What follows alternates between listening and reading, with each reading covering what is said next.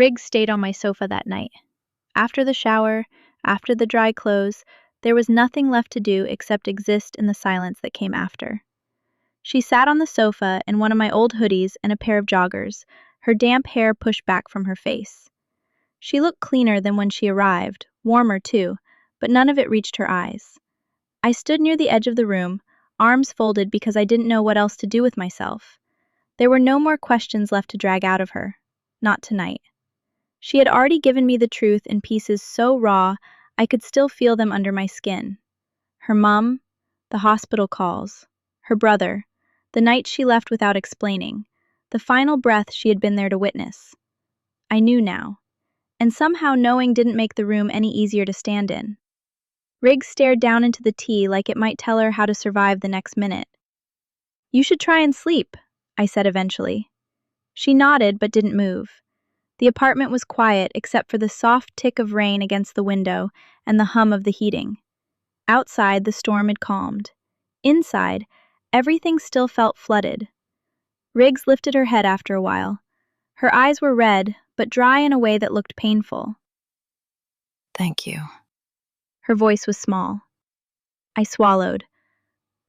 "You don't have to keep thanking me." Something passed over her face. Shame, maybe, or guilt. With Riggs, they seemed to live close together. "Sorry." That hurt more than the thank you. I wanted to tell her to stop apologizing for being in my apartment. I wanted to tell her grief didn't need manners. I wanted to tell her I was still angry, still hurt, still standing there with my heart in pieces.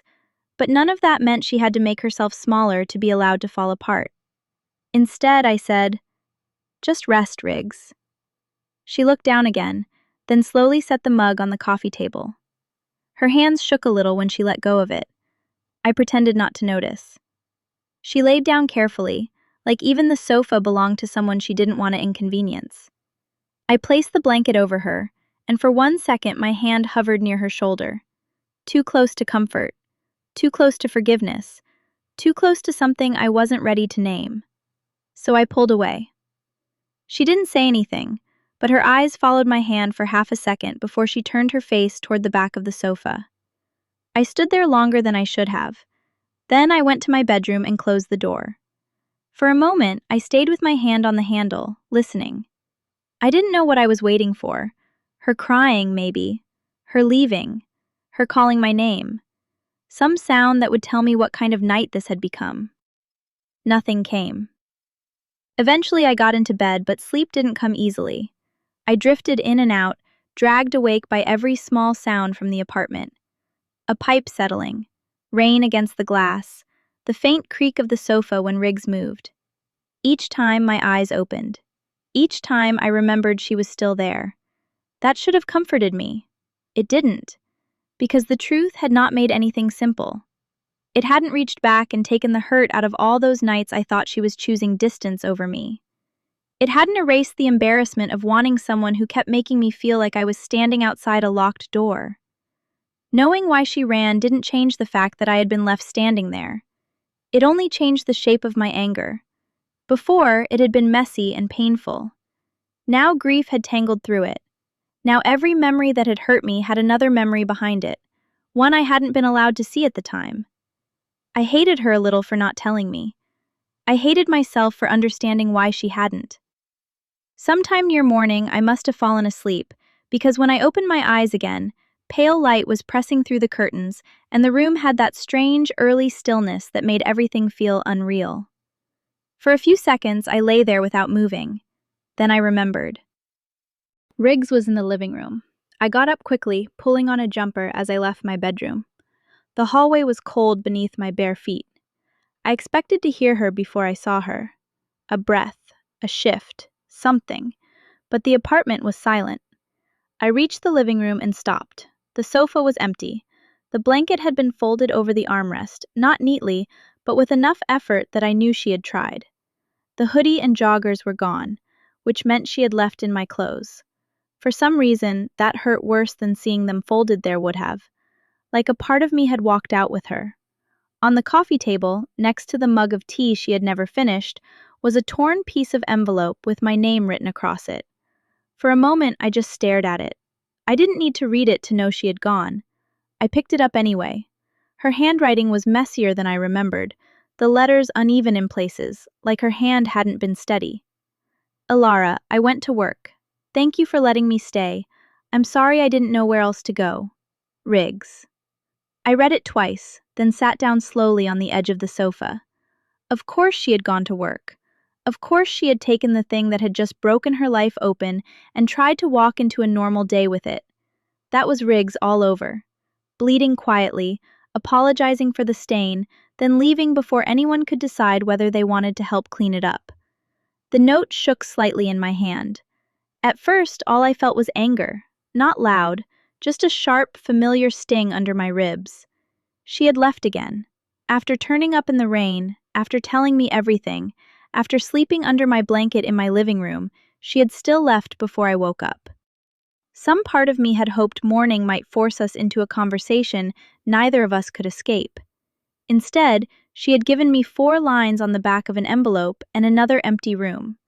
Then the guilt arrived, because grief had a cruel way of making every other feeling seem selfish.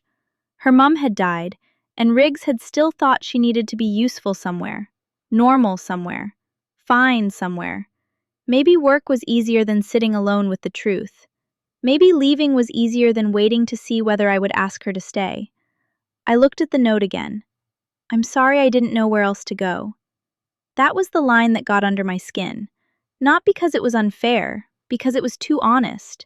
She had come to me at the worst moment of her life and still found a way to apologize for needing me. Like needing someone was an inconvenience. Like grief was only acceptable if it came with manners. I reached for my phone and opened her name. For a while, I just stared at the blank message box. I typed, "You shouldn't have gone to work." It looked too sharp, so I deleted it. I typed, "Are you okay?" That looked almost insulting. Of course she wasn't. I tried one more time. "You can come back if you need to." My thumb hovered over send for so long the screen dimmed. I didn't send it. I wanted to. That was the problem. I wanted to give her somewhere to come back to, even while part of me was terrified that was all I would become. A place she arrived at broken, then left again once she could stand. I deleted the message and set the phone down beside the note. For a while, I stayed there on the sofa, surrounded by the small evidence of her.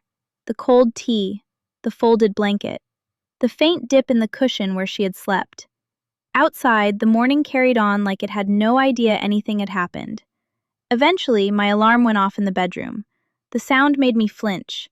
I looked once more at the note, then folded it carefully and held it in my palm. Work. Apparently, that was what people did after nights like that. They got up, got dressed, and walked into the day as if something inside them hadn't been left sitting in the dark. By the time I got to work, I had read the note so many times I could still see it when I blinked. I went to work. Thank you for letting me stay. I'm sorry I didn't know where else to go. It sat in my coat pocket like something heavier than paper, folded once down the middle because I hadn't known what else to do with it. Leaving it at home felt wrong. Throwing it away felt impossible. Keeping it felt stupid. So I carried it with me, because apparently that was what I did now. I carried things people left behind. The office was already awake when I walked in. Phones ringing softly, printers warming up, keyboards clicking in little bursts. Someone had brought in pastries and left the box open on the table near the window. Everyone moved around like it was an ordinary morning. It probably was. For them. I hung my coat over the back of my chair and sat down before my legs could decide they were done holding me up. My computer screen was still black, and my reflection stared back at me from it, pale and tired, and not quite convincing as a person who belonged in daylight. Across from me, Stacy looked up from her laptop. The second she saw my face, hers changed. Oh, absolutely not. I pressed the power button on my computer. Good morning to you too. Don't good morning me. You text me that Riggs turned up at your apartment, then disappeared for the rest of the night. I didn't disappear. You ignored me. I was overwhelmed. That's ignoring me with a tragic little rebrand. I almost smiled. Stacy leaned back in her chair, arms folding across her chest. She was trying to look annoyed, but I knew her too well. The annoyance was just worry, with sharper shoes on. What happened? I watched the computer wake up slowly, the logo appearing on the screen. She stayed over, She stayed over? on the sofa. Her eyebrows lifted slightly, and I knew exactly where her mind had gone. Nothing happened, I said. I didn't say anything. You said it with your face like you usually do. Stacy pointed towards her face and said, This face has valid concerns. I breathed out through my nose, too tired to laugh properly. She was upset. Stacy's expression tightened. Upset? The way she repeated it made something defensive rise in me before I could stop it. It wasn't like that. Elara, I know how it sounds. do you? Because from where I'm sitting, she broke your heart, vanished into her own mess, and then turned up at your apartment in the middle of the night because she was upset. My fingers stilled on the keyboard. She didn't turn up because she felt guilty. Then why did she? I looked down at the desk. There was a paperclip near my hand, bent slightly out of shape. I pressed it flat with my thumb, just to do something. She didn't know where else to go. Stacy's face hardened in that protective way that usually made me feel loved. That's not fair on you. I know. Do you? Stace. No, I'm serious. She lowered her voice when someone walked past our desks. I'm trying really hard not to be harsh because I know you care about her, but she can't just use you as somewhere to land whenever her life falls apart. The words hit too close. Too close because I had thought the same thing on my sofa that morning. Too close because part of me was scared that was exactly what I would become. I reached into my pocket and touched the folded note, pressing my fingers against the crease. She's not using me. Stacy's eyes narrowed with concern, not judgment. You don't know that. I do. Elara, Her mom died, Stace. The office kept moving around us. A phone rang somewhere behind me. Someone laughed near the kitchen. A chair rolled back over the carpet. But at our desks, everything stopped. Stacy's anger vanished so quickly it left her face unguarded. what? I swallowed. Last night. Her lips parted, but no words came out. I looked away before her softness could undo me. She came to mine after. I don't think she knew where else to go. Oh, Elara. I shook my head straight away. Don't. Don't what? Say it like that. Like what? Like you're about to be kind. Her face crumpled a little. Babe, I can't handle it. I know. She pushed back from her desk and came around to mine, lowering herself into the empty chair beside me. I'm sorry. I stared at the computer screen, at the unread emails waiting for me like they mattered. She slept on the sofa. Then she left before I woke up. Stacy was quiet for a second. Where did she go? Work? She went to work? I nodded. Something sad passed across Stacy's face. Of course she did. I looked at her. She held my gaze carefully, like she knew any sudden movement might make me crack. She left a note, I said. What did it say? I pulled it from my pocket before I could think better of it. The paper looked even smaller in the office light. Stacy didn't take it from me. She just looked at my hand. She closed her eyes for a second. When she opened them, they were glossy. She apologized for needing you. I folded the note again, slowly. Yeah. Neither of us said anything for a moment.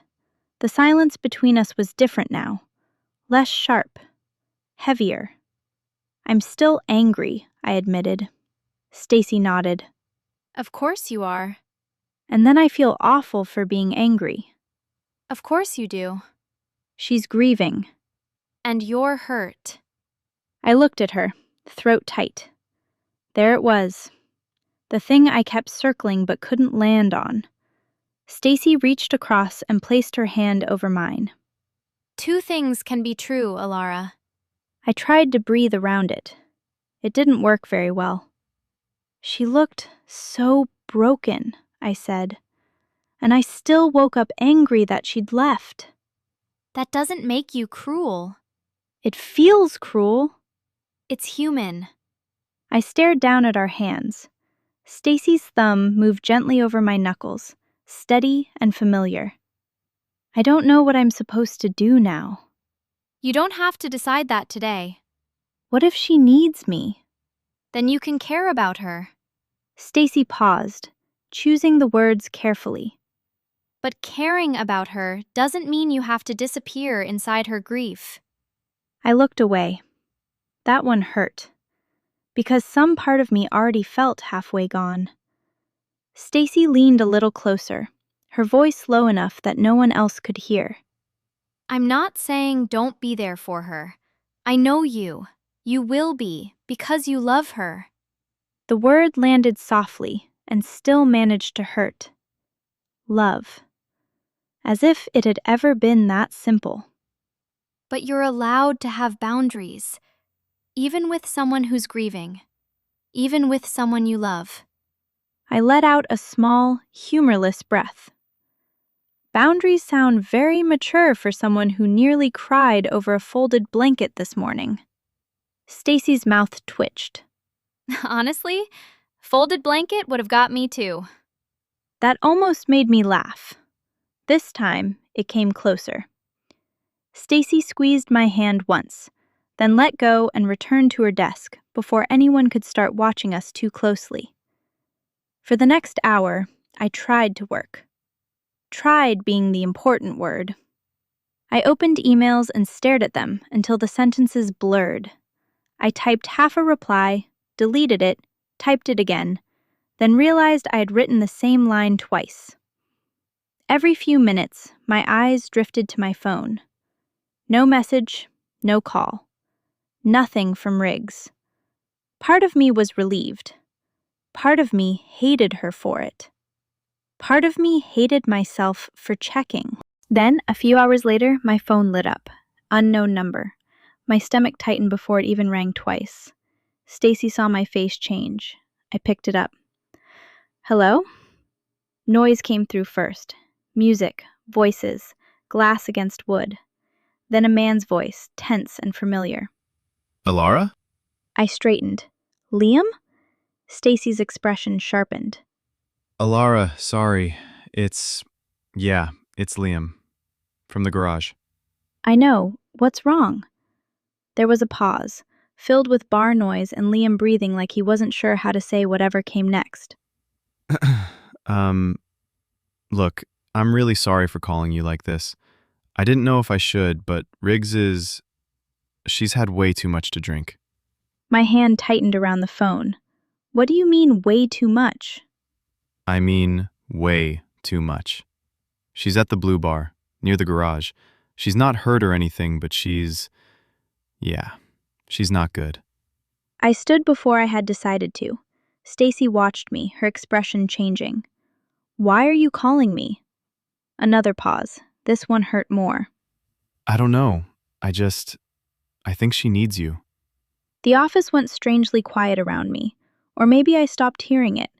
I looked down at my bag beside the desk. What happened? She was okay at first. Well, no, she wasn't. She was pretending. Then someone asked about her mom, and after that she just started drinking, like she didn't care what happened to her. My chest tightened. I closed my eyes. Is she conscious? Yeah, she's awake. She keeps trying to call someone, though. I don't think she knows what she's doing. Every part of me went cold. Call who? Liam didn't answer straight away. Then, quieter, he said, Her mom. I pressed my hand against the edge of the desk. For a second, I couldn't speak. Elara?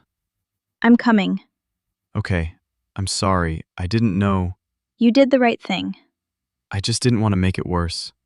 You haven't. At least, I hoped he hadn't. I hung up before he could apologize again. For a moment, I stood there with the phone still in my hand. Stacy didn't ask. She had heard enough. She reached for my coat and held it out to me. Go. By the time I reached the blue bar, my hands hurt from how tightly I'd been gripping the steering wheel. I sat outside for a moment with the engine still running, staring through the windscreen at the blue glow of the sign above the door. Rain moved quietly over the glass, turning the streetlights into long, blurred lines. I could have stayed there. For a second, I almost did. I told myself it was because I needed to breathe before I went in, because I needed to prepare myself for whatever state Rigz was in, because I needed to be calm, sensible, in control. But the truth was, I was scared. Not of finding her drunk, not even of finding her broken. I was scared of what I would do when I saw her that way. Because anger was easier when she wasn't in front of me. It was easier when she was a name on my phone, a note in my pocket, an empty space on my sofa. It was easier when I could remember only the ways she had hurt me, and not the way she had looked last night, soaked through and shaking, grief stripped bare in her eyes. I switched off the engine. For a moment the car went silent around me. Then I got out. The bar was warm when I stepped inside. Too warm. Too loud. Music played low from somewhere near the back, bass humming under the sound of voices and laughter and glasses knocking against tables. It was the kind of place that should have felt normal at the end of a long workday. It didn't. Not tonight. I saw Liam first. He was standing near a booth at the back, one hand at the side of his neck, looking like he regretted every decision that had led him to this exact moment. When he saw me, relief moved across his face so quickly it almost made me feel bad for him. Elara, He said, stepping towards me. I didn't stop walking. Where is she? He glanced back over his shoulder, and then I saw her. Rigz was in the corner booth, half turned towards the wall, her phone pressed to her ear. Her hair was loose and messier than usual, one side tucked behind her ear, the rest falling into her face. She was still wearing my hoodie. Something about that hit me before anything else did. My hoodie, my clothes, my sofa that morning, my note in my pocket, and now this. She was surrounded by glasses, finished ones pushed across the table in careless little clusters, some with melted ice at the bottom, some completely empty. 2 full drinks sat near her hand, untouched for the moment, but close enough that my stomach tightened. She looked drunk. Not fun drunk. Not loud drunk. Completely out of it. Her eyes were glassy, unfocused, fixed on nothing as she listened to the phone ring. Her lips moved around words I couldn't hear at first. Then I got closer. Please, Mom. Please pick up. I stopped. The sound went through me so sharply I almost forgot where I was. Rigz closed her eyes, her fingers tightening around the phone. Come on. Please. I need you to pick up. No one at the table said anything. Liam stood a few steps away from her, helpless. 2 other people I didn't know hovered nearby, uncomfortable and uncertain, caught between wanting to help and not having the right to. The phone went to voicemail. I couldn't hear every word, not over the bar, but I heard enough. A woman's voice. Soft. Familiar to Rigz in a way that made her whole face change. For one awful second, she smiled. Not a full smile, just the smallest lift at the corner of her mouth, like some part of her had reached for warmth before remembering fire could burn. Then the voicemail kept playing, and I watched the moment the truth caught up with her. Her brows pulled together, her eyes opened. The phone lowered slowly from her ear. Oh. It was barely a sound. Then she looked down at the screen, blinking at it like she couldn't understand why her mother's voice had been there, but her mother hadn't. Oh, right. She's not here anymore. The words broke something in me. Not loudly, not dramatically. just some quiet, load-bearing thing I hadn't realized I was still standing on. Rigz stared at the phone for another second, then locked it with clumsy fingers and set it on the table. Her face emptied out in a way that scared me, like the pain had gone too deep for tears and found somewhere quieter to live. Then, without looking at anyone, she reached for one of the full glasses. I moved before I thought. My hand closed around the drink before she could lift it properly. "I think you've had enough, don't you?" Rigz froze. Her eyes moved from my hand to the glass, then slowly up to my face. For a second, she just stared at me, like I wasn't real, like grief had made me up. Elara? Yeah. Her mouth parted slightly. How did you get here? Liam called. Her eyes sharpened just enough to find him over my shoulder. The look she gave him would have killed a weaker man. Liam lifted both hands immediately. I'm just going to... He pointed vaguely towards the bar, then seemed to realize pointing was unnecessary and awkwardly backed away. Yeah, I'll be over there. I didn't look to see where he went. Rigz did, though. She watched him for another second with pure betrayal in her face, then turned back to me. I didn't ask him to call you. I know. I wouldn't have. I know. I didn't want you to see me like this. I looked at the glasses on the table, then at her. The redness in her eyes, the slackness in her posture, the way her fingers still hovered near the drink like she hadn't decided whether to fight me for it. "Well," I said, sliding the glass further away, "that plan's gone brilliantly." For a moment, she looked like she might laugh. She didn't. Her face crumpled instead, and she looked down so quickly it felt like she was trying to hide from me inside her own body. I'm fine. "You're absolutely not. I could be. You could also be quiet for once, but here we are." That got something out of her. Not a laugh. More like the memory of one. It hurt worse than silence.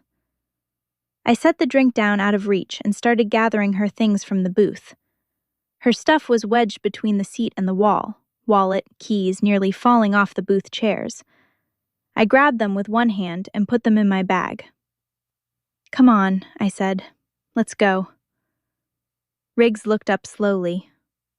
Go where? Back to mine. Her face changed immediately. Not relief, something closer to panic. No. "Rigz." No. She shook her head, then winced like the movement had been a mistake. No, I can't. I shouldn't. "You can barely sit up straight. You're not going home alone." I don't want you to feel sorry for me. The words came out rough, defensive, almost angry. But underneath them was something smaller, something ashamed. I looked at her for a long second. The glasses, the phone, the voicemail still sitting somewhere between us. Her mother's voice turned into a recording she kept calling because grief had made memory unbearable and necessary at the same time. Then I leaned closer and said, "Good." Good? "Because I don't." She stared at me. I held her gaze. "I'm angry. I'm tired. I'm worried. And I'm about 2 seconds away from throwing every glass on this table into the bin with my bare hands. But I don't feel sorry for you." Her eyes searched mine, unfocused but trying. "Now," I said, softer but not gentler, because gentler might have made both of us fall apart. "Let's go." For once, she didn't argue. She looked down at the table, at the phone lying beside her hand, at the drink she hadn't finished, and something in her gave way. Okay. I helped her stand. It was not graceful. Rigz got one foot under herself, then immediately leaned too heavily into the table. A glass rattled.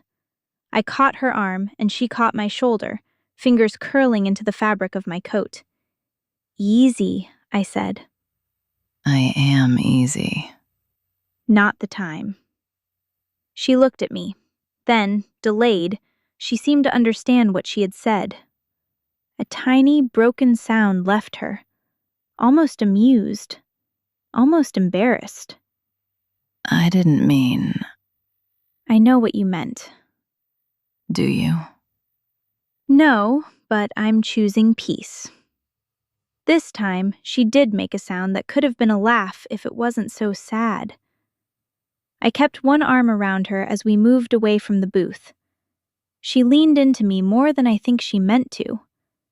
Every few steps, her weight shifted like the floor had become unreliable. Liam was near the bar, exactly where he had retreated to, pretending very badly not to watch. I glanced at him. "I've got her." He nodded, still looking guilty. Text me when you're... He stopped himself, as if realizing that might be too familiar, then cleared his throat. Just, yeah. I hope she's okay. Riggs lifted her head enough to glare at him again. Traitor. Liam's hands went up for the second time that night. Fair. Despite everything, I nearly smiled. Then Riggs stumbled slightly, and the almost smile disappeared. Outside, the cold hit us hard. Riggs shivered the second the air touched her. The rain had softened into a mist, but the pavement was wet and shining under the streetlights. I guided her towards my car slowly, one step at a time, trying not to think about how different this felt from last night, and how exactly the same. Last night, she had come to me soaked in rain. Tonight, I was taking her back before she could drown herself in something else. When we reached the passenger side, I opened the door and helped her in. She sat down heavily, then leaned her head back against the seat with her eyes closed. I fastened her seatbelt because her hands were useless. She opened one eye. I can do that. "You absolutely cannot." I could have. "You were looking at the seatbelt like it could fasten itself." Her mouth twitched, then it faded. Her eyes moved to the window. I called her. "I know." I kept calling her. I paused with one hand on the open door. Riggs swallowed, her throat shifting. I just wanted to hear her voice. The cold air slipped between us. I didn't know what to say to that. There wasn't anything to say that wouldn't sound too small, so I only nodded. Riggs looked embarrassed suddenly, like she had sobered just enough to regret being seen. No, it's stupid.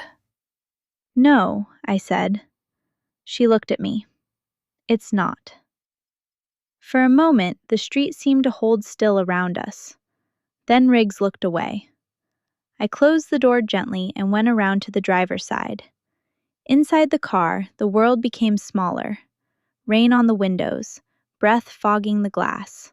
The faint smell of alcohol on her clothes mixed with the familiar scent of my hoodie. I started the engine. Neither of us spoke as I pulled away from the curb.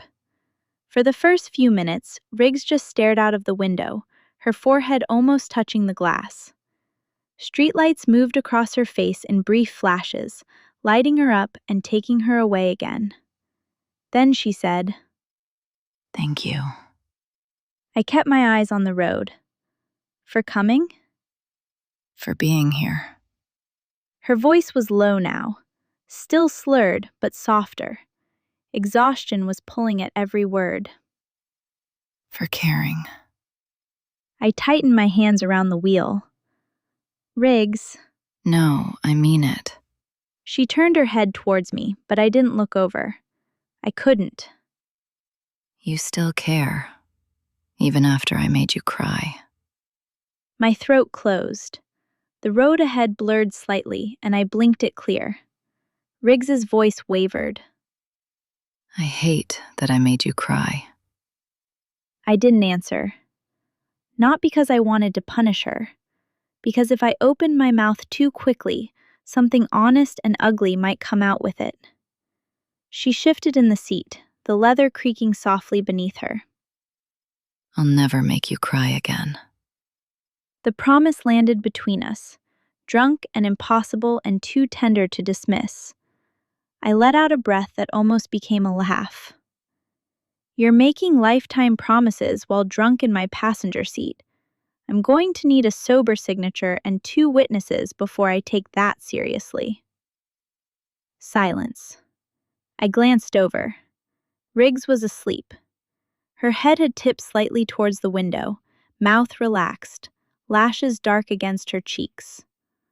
One tear still clung near her jaw, catching the passing light before slipping into the collar of my hoodie. I looked back at the road. Brilliant, I muttered, softer than I meant to. Pour your heart out and leave me to deal with it.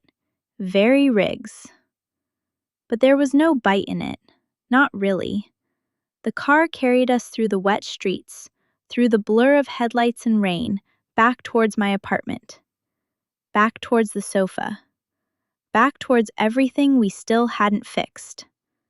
And beside me, Rigz slept like the world had finally taken more from her than she knew how to carry awake.